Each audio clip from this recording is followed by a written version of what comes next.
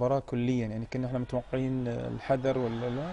طبعا فتحت المباراة، اعتقد الفريق العراقي حاول انه يصلح التعادل، جاب التعادل وجاب الفوز.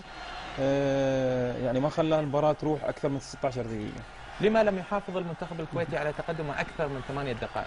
بسم الله الرحمن الرحيم. طبعا اخوي اسامه، يمكن هدف مبكر في الدقيقه في الثانيه للعشرين، هذا سلاح ذو حدين على اي فريق.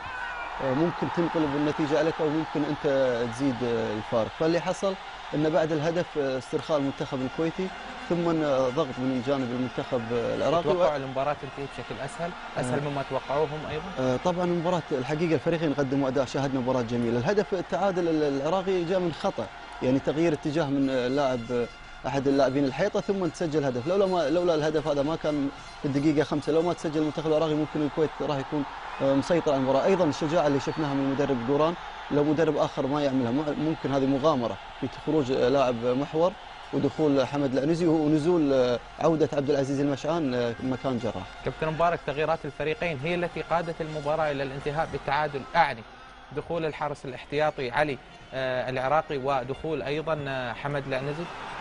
لو نشاهد تغييرات المدربين، اعتقد تغيير مدرب الكويت لحمد العنزي سوى اضافه للفريق.